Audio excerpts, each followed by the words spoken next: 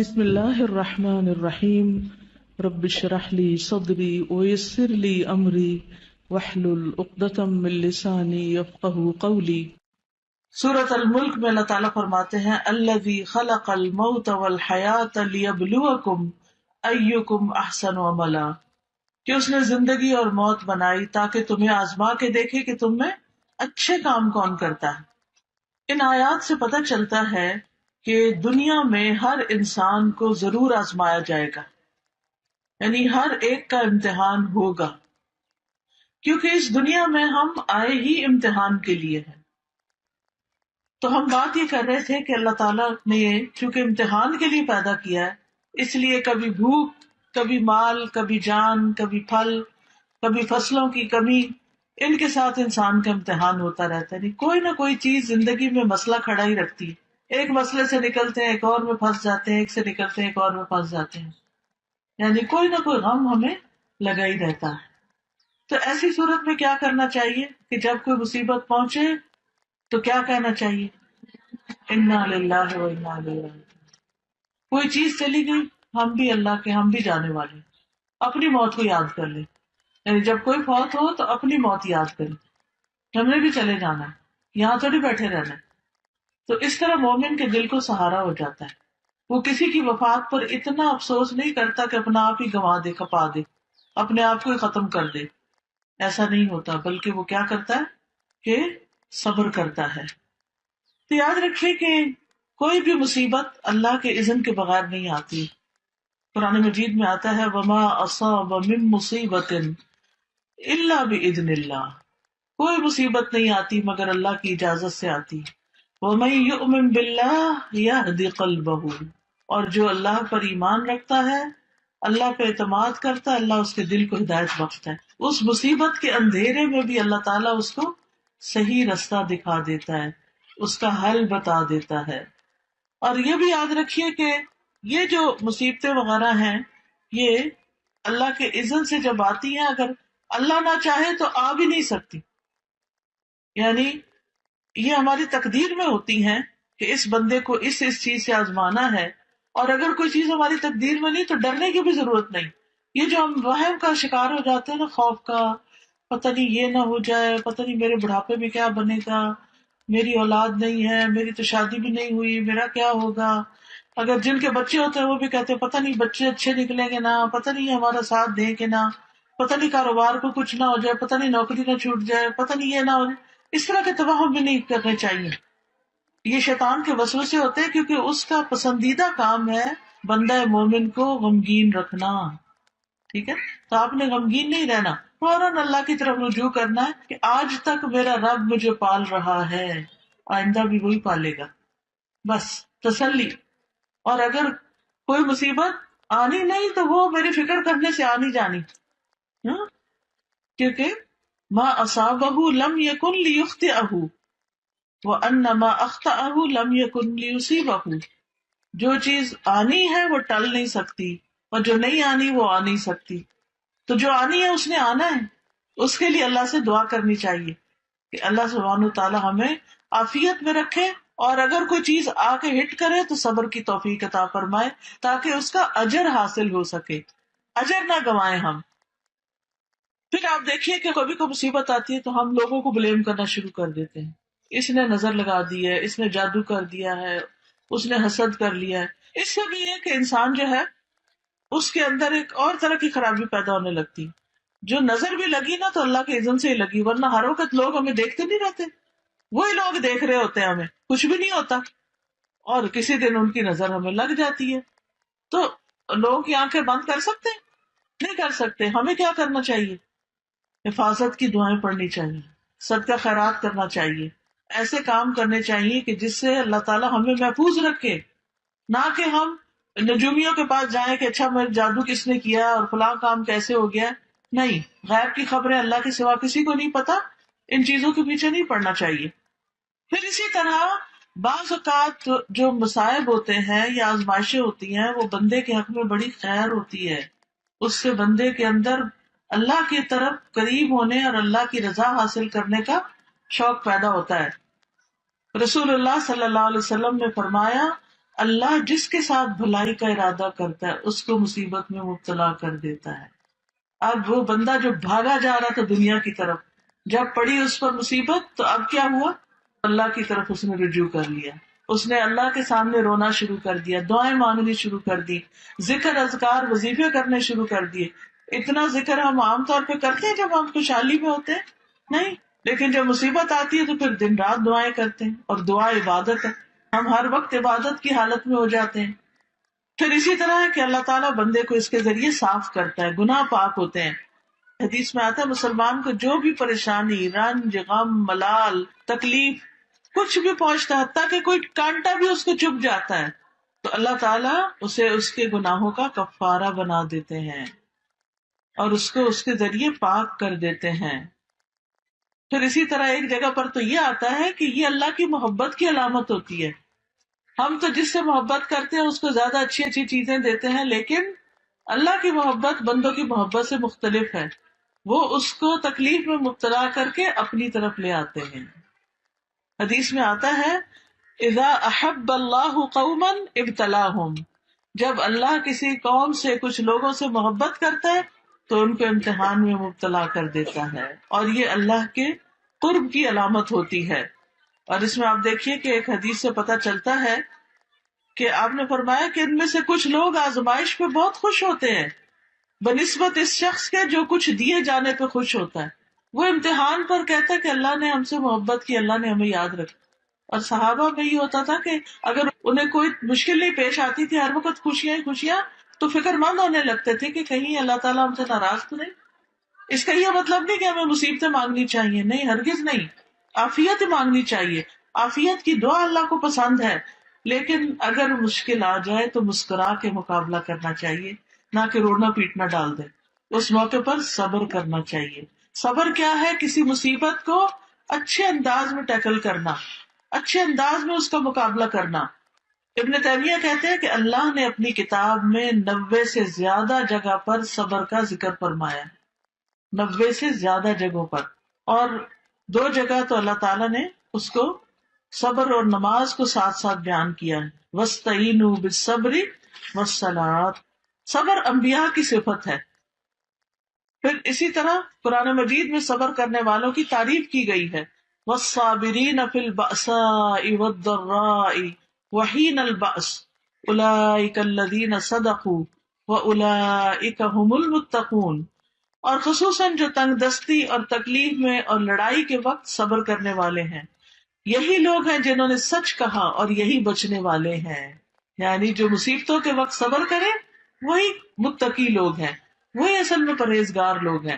ہم سمجھتے ہیں صرف نماز روزہ کر لینے سے انسان پرہیزگار بن جاتا ہے، وہ ایک حصہ ہے. لیکن جب صبر کرتا ہے تو اس کے تقویٰ کا پتہ چلتا ہے. کیونکہ عام حالات میں نہیں پتہ چلتا کہ کون شخص کتنا نیک ہے، لیکن جب اس پہ کوئی مشکل آتی ہے اور اس وقت وہ کس طرح ریئیکٹ کرتا ہے، اس سے پتہ چلتا ہے کہ اس کے اندر کتنا صبر ہے اور کتنا یہ اچھا انسان ہے. دیکھیں اچھے حالات میں تو سارے ہی اچھے ہوتے ہیں، کیسے فرق پتہ چلے گا؟ جب کوئی آپ کو لطیفے سنا رہا ہوگا تو آپ سبھی ہنس رہے ہوں گے، لیکن وہ شخص جو تکلیف کے وقت مسکرا دے، اللہ کی تعریف بیان کر دے، اللہ کی تقدیر پہ راضی ہو جائے، اللہ اس کے دل کو ٹھنڈک عطا فرما دیتا ہے.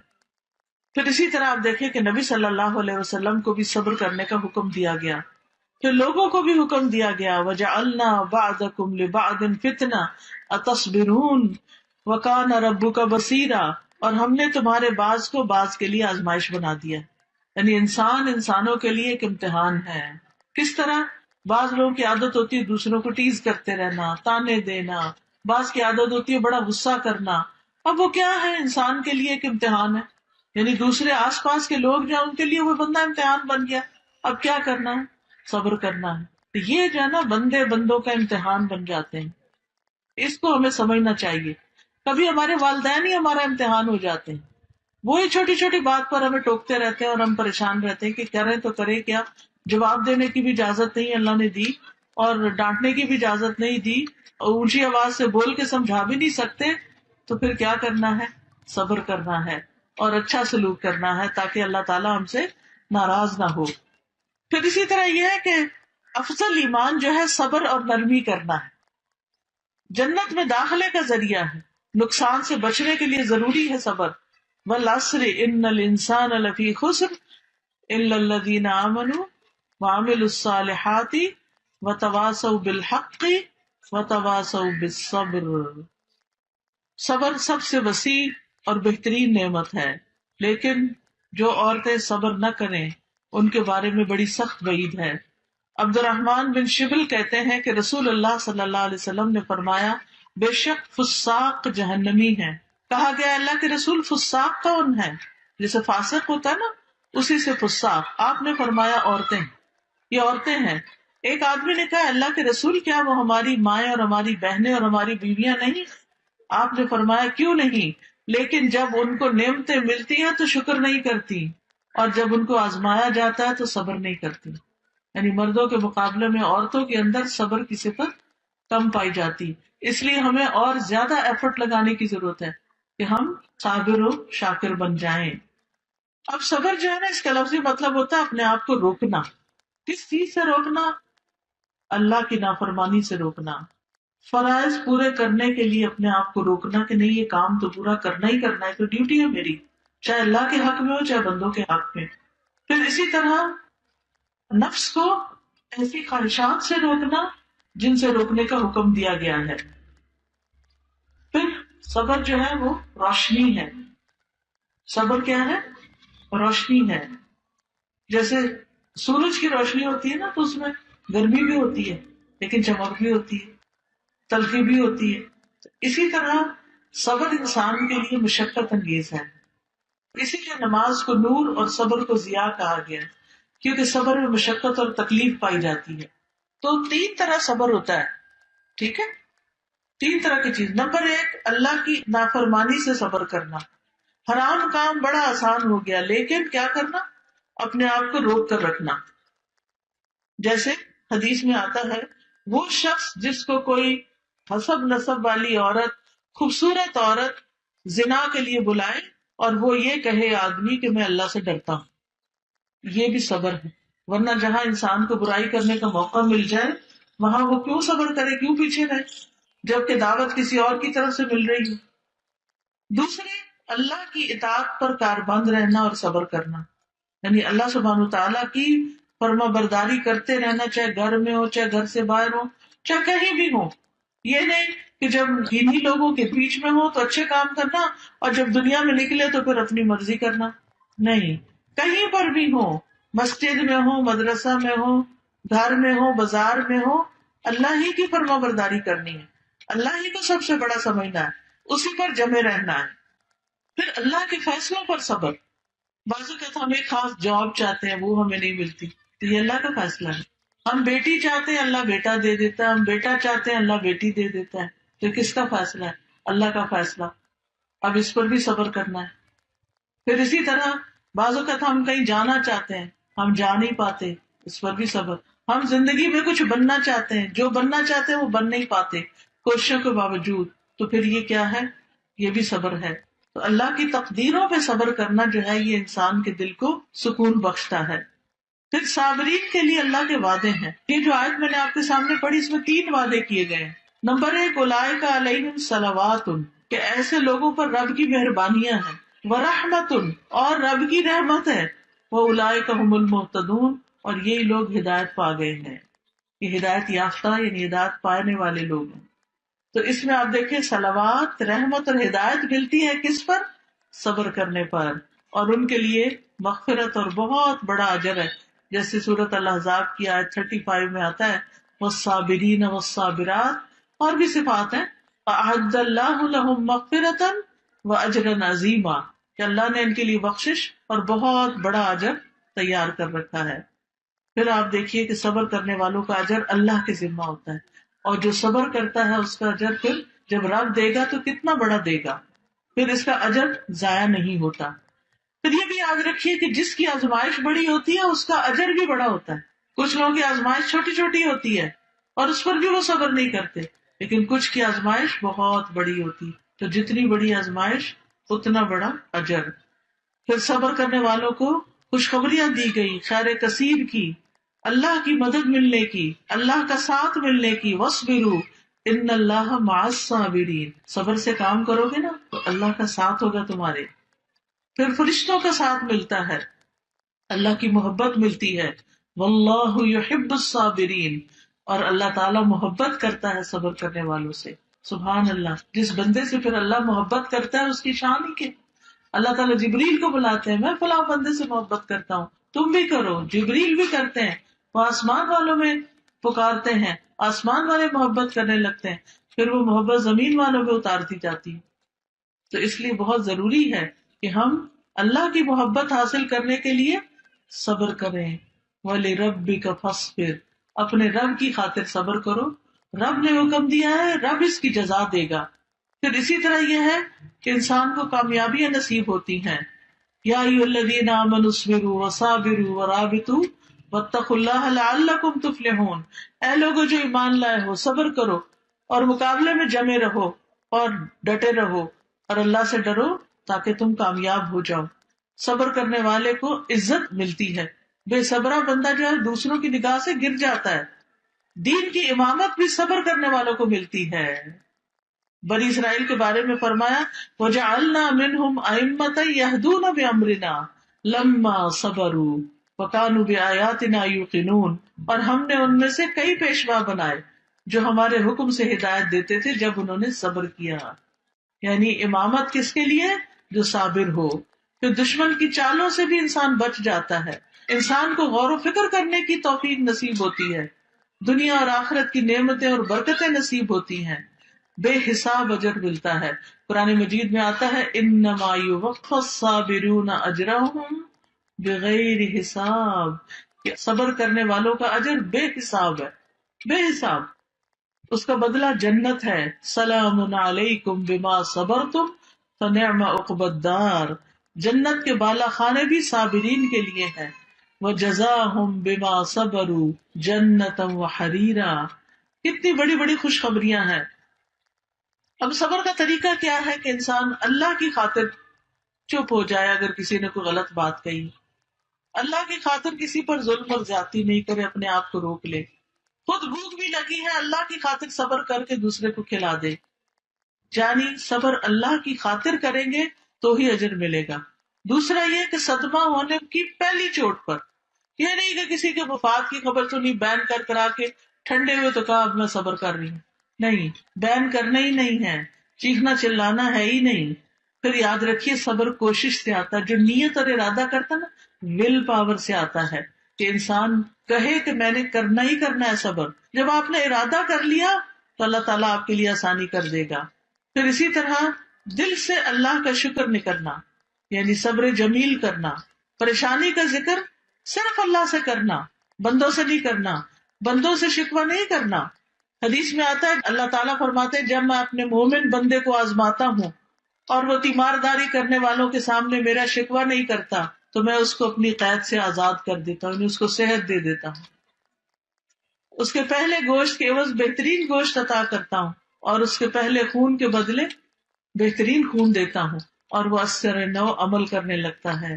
اسی لیے آپ نے دیکھا ہوگا کہ کچھ لوگ ماشاءاللہ بڑی بڑی بیماریوں کے بعد بھی بالکل صحت یاب ہو جاتے ہیں اور وہ اللہ سے کوئی گلہ شکوہ نہیں کرتے.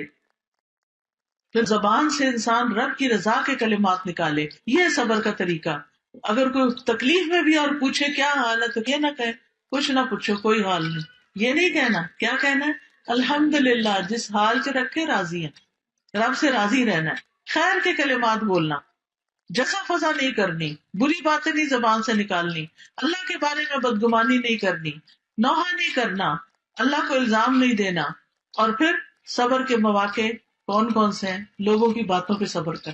لوگوں کی باتوں پہ صبر کیسے ہے کہ جو مرضی کہیں آپ نے اللہ ہی کی عبادت کرنی ہے، اللہ کی اطاعت کرنی ہے.